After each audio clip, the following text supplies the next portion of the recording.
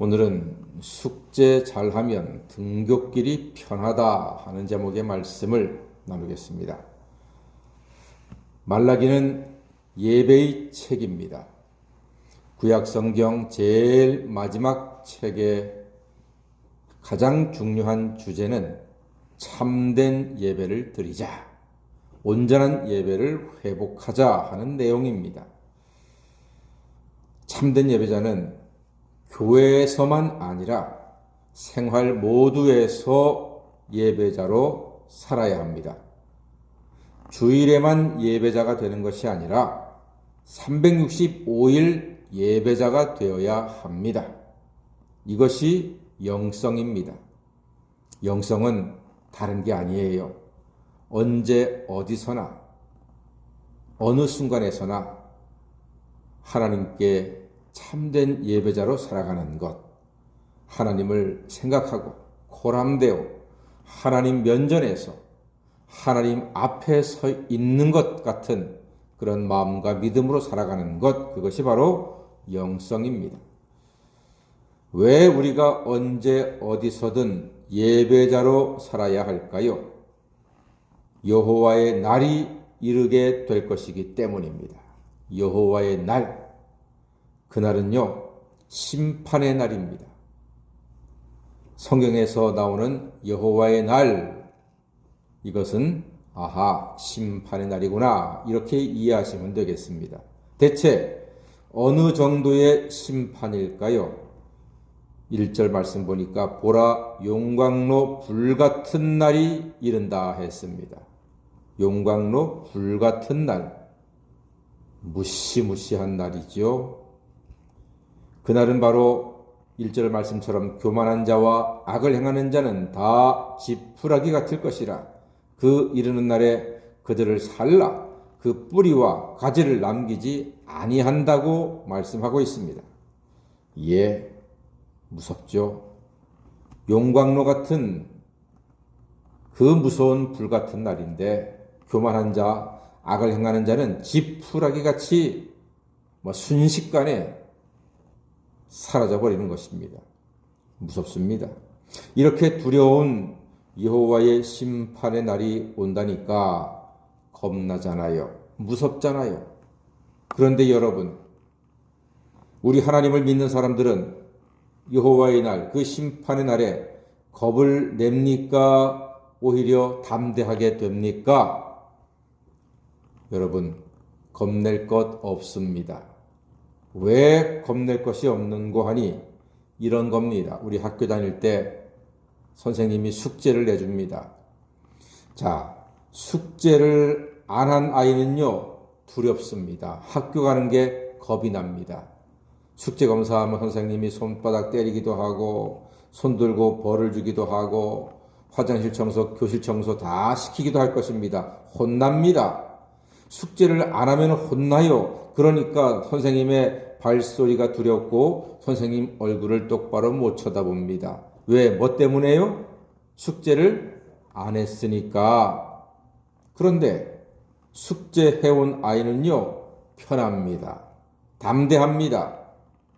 선생님이 참 잘했어요. 도장도 찍어주고 칭찬도 할 겁니다.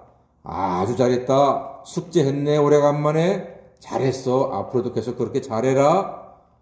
이런 격려 받거든요. 그러니까 선생님의 발소리와 얼굴이 전혀 두렵지 않습니다. 왜요? 뭘 했기 때문에요? 숙제를 했기 때문에요. 그렇습니다, 여러분. 숙제 잘하면요, 등굣길이 편한 거예요. 우리의 숙제는 무엇입니까? 우리의 숙제는 하나님께 참된 마음과 믿음으로 예배 드리는 것입니다. 거룩한 예물과 11조 드리라고 하는 하나님 말씀에 순종하는 것입니다. 이것은 하나님을 경외하는 것입니다. 하나님을 경외하면 어제 말씀에 아들 대접해 주신다고 했잖아요. 자, 그렇다면 좀 더 구체적인 하나님을 경외하는 자가 받는 상은 무엇일까요? 2절 말씀 다 같이 한번 읽어보겠습니다. 그 유명한 말라기 4장 2절입니다. 시작! 내 이름을 경외하는 너희에게는 공의로운 해가 떠올라서 치료하는 광선을 비추리니 너희가 나가서 외양간에서 나온 송아지같이 뛰리라. 아멘. 이 2절 말씀이 오늘 새벽에 오신 여러분들에게 그대로 응하는 하나님의 축복의 말씀 되기를 주의 이름으로 간절히 축원합니다. 공의로운 해가 떠오른답니다. 하나님을 경외하는 자는 치료하는 광선을 바라는데요. 이는 육신의 죄를 사하고 모든 육신의 아픔도 치료하고 하나님께서는 자녀를 위해서 모든 좋은 것을 아끼지 아니하신다는 의미가 담겨져 있습니다. 외양간에서 나온 송아지같이 뛰게 될 것입니다. 영육간의 강건한 은혜를 입고 누리게 될 것입니다. 하나님을 경외하는 자가 이같이 복을 받습니다. 숙제 잘하면 등급길이 편한 거예요. 숙제 검사하는 날이 두렵지 않습니다. 자, 이 말라기의 마지막 소망은 어디에 있을까요? 이 말라기가 구약성경 마지막 아닙니까? 이 말씀이 말라기 5장에서 중요한 구절이 하나가 있는데 5절 말씀 보니까 이게 의미가 있습니다. 자, 보라, 여호와의 크고 두려운 날이 이르기 전에 내가 선지자 엘리야를 너희에게 보낸다 말씀하셨습니다. 예, 여호와의 심판의 날이 이르기 전에 선지자 엘리야를 보내는데 이 선지자 엘리야는요, 주의 길을 예비하는 자입니다. 여러분, 신약 성경에서 주의 길을 예비하는 자는 누구였습니까? 세례 요한이었습니다. 기억나시죠? 세례 요한입니다. 자, 그렇다면 여러분, 세례 요한 하면은 곧 누가 이어서 생각이 나는 것입니까? 예수님이 생각나는 거잖아요.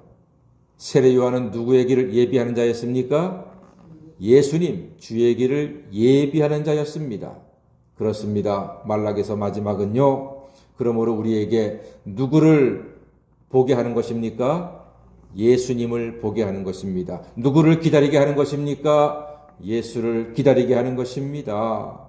예수 그리스도로 말미암아 모든 인생은 영원한 회복의 은총을 입게 될 것입니다.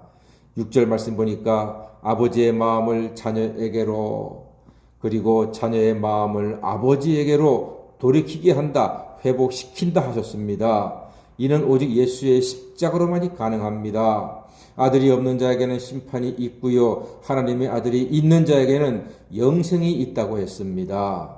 사랑하는 여러분, 하나님을 경외하고 참 예배를 드리는 숙제 잘해서 하나님의 심판날 칭찬받는 성도, 그 등굣길이 편하고 행복한 사람 되기를 간절히 소망합니다.